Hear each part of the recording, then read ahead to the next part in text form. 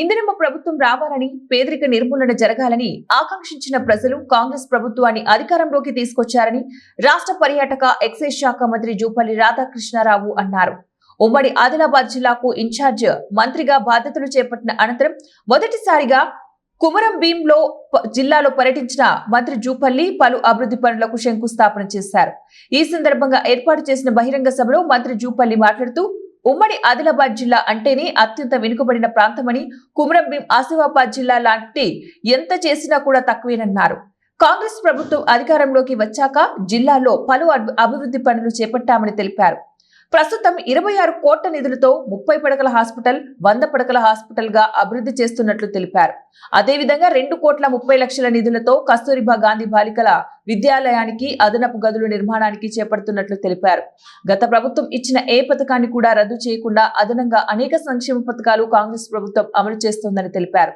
ఇందిరమ్మ ప్రభుత్వంలో మా కాంగ్రెస్ ప్రభుత్వ హయాంలో ఇటు కుమరం భీం ఆసిఫాబాద్ జిల్లాలో వివిధ అభివృద్ధి సంక్షేమ కార్యక్రమాలకు పునాది రాయి వేసుకునే కార్యక్రమం, అట్లాగే కొన్ని ఇనాగ్రేట్ చేసే కార్యక్రమం జరుగుతూ ఉంది. కొన్ని సుమారుగా 250 కోట్ల రూపాయల నిధులను కేటాయించడం జరిగింది.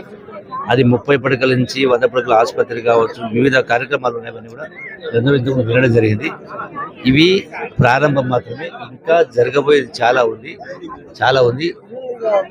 గత ప్రభుత్వం ఎన్ని రాష్ట్రాన్ని అప్పులు కుప్ప ఇచ్చినా కూడా గత ప్రభుత్వం పెట్టిన స్కీమ్ని ఏ ఒక్కటి క్యాన్సిల్ చేయకుండా వాటిని కొనసాగిస్తూ కొత్తగా కూడా ఈ రోజున అన్ని రకాల అభివృద్ధి సంస్థలు జరుగుతూ ఉన్నాయి.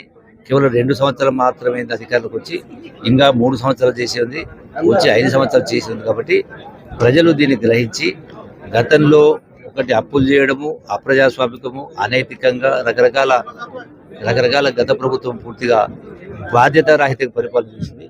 ఈరోజు ఇన్ని ఇబ్బందుల్లో కూడా నిన్ననే చూసిన మీరు సమ్మక్క సారక్క పెద్ద ఎత్తున నిర్వహించుకుంటూ అభివృద్ధి కార్యక్రమం చేయడం జరిగింది. లక్షలాది కోట్లాది మంది భక్తులను రప్పించే ఏర్పాటు చేస్తా ఉన్నాం. ప్రజలకు అభివృద్ధి సంక్షేమ ఫలాలు ఇంకా కొన్ని అందినాయి, ఇంకా కొన్ని